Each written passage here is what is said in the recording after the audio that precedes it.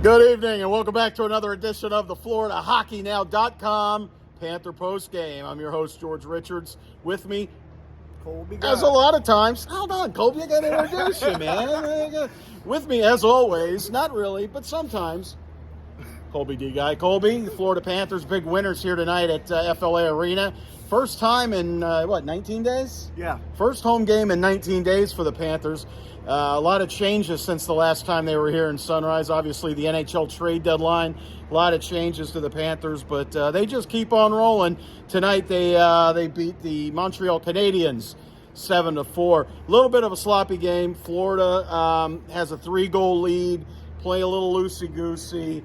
What did you see there? Montreal scores 3 consecutive goals on 3 straight shots at the end of the second period. It's tied 4-4 going into the third. Yeah, they really kind of let it get away from them. Montreal kind of held possession there off those face-offs after the goals, but Sergei Bobrovsky kind of let in a couple weak ones there. You looked kind of out of position over those last 3 goals of that period.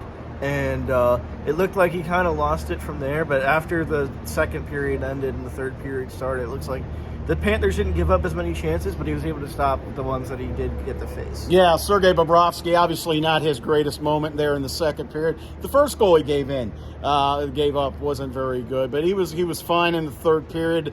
Andrew Brunette, I asked him if he thought about replacing Bob to start the third. I didn't think he would, and Brunette said he hadn't thought about it. I'm sure he thought about it a little bit, but he said, hey, that wasn't Bob's fault, whatever. Florida Panthers, again, this is game, 67 out of an 82-game series. They are entrenched in a playoff spot. They're playing the worst team in the National Hockey League. In the standings, the Montreal Canadiens are much improved. Let's not kid ourselves. But still, you're up 4-1, and you're playing really loose, and things are happening. That happens.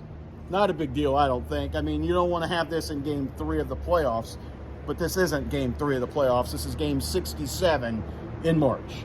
Yeah, and this is a Montreal team that was 10-7-4 under St. Louis going into the game. They were playing pretty good hockey under him, and I mean, they played inspired hockey to then that second period. They weren't taking it lightly, but the Panthers kind of just jumped back up there, had some good moments in that third period to take the win. Well, last time we saw you guys, Frank Vetrano was on this team. Ben Sherratt and Claude Giroux were not. So Florida Panthers making a lot of moves in the past 10, 12 days.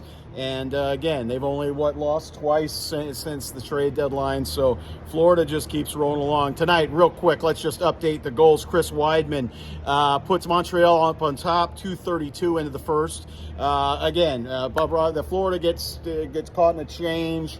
But still, Bobrovsky never moves. I don't know how he didn't see it, but he didn't. I think he didn't want to run a teammate over or whatever.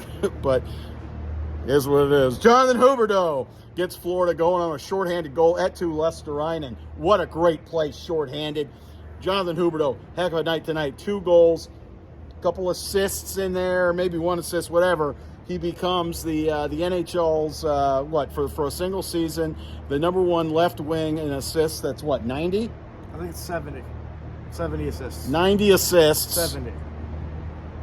All right, 70 assists, which gives him the record for left wingers in NHL history, which isn't that big a deal, but still, number 400, 300? 400 assists in his career for Jonathan Huberdeau. He had a heck of a night. So did Ryan Lomberg. Ryan Lomberg gets his first to 2 with 2:03 left in the first period. Sam Bennett opens the second, gives Florida a 3-1 lead. Then Lomberg gets number 2. Florida's up 4-1, and it looks like, hey, Lomberg, they're trying to get him the hat trick. He's playing with Barkov. He's playing with Huberdeau. He ends up staying on the second line. They move Anthony Duclair down. Noah Chari, no update on him. He left the game late in the first period. It might be a day-to-day thing. We don't know. We probably won't know until Thursday. But Panthers had to move some things around, and Ryan Lomberg, the beneficiary of that, gets to play some second-line minutes. He ends with 2 goals and an assist. Great night for Ryan Lomberg. Yeah, definitely. I mean, he's the guy that brings the energy for the team. I mean, every time you hear his name, the fans go crazy. But he brought the energy with a really good shot tonight. He really showed that. I mean, Huberdeau says he scores those goals during practice, and I mean, he put that practice to work, picking his corners and firing off some shots through traffic to help the Panthers win this game. Yeah, 90 assists, I believe, for Huberdeau, right? 90.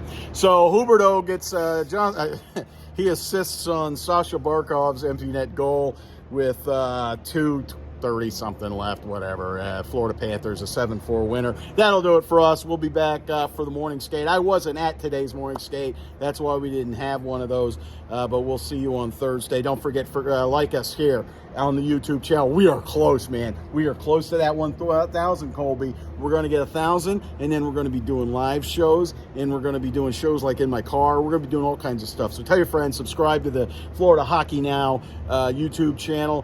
Visit us at FloridaHockeynow.com for all your Florida Panther news, and notes, and just general good stuff. So that'll do it for us. Visit us on, subscribe on YouTube. Visit Florida Hockey Now. For Colby Guy, I'm George Richards. Good night, everybody. Good night.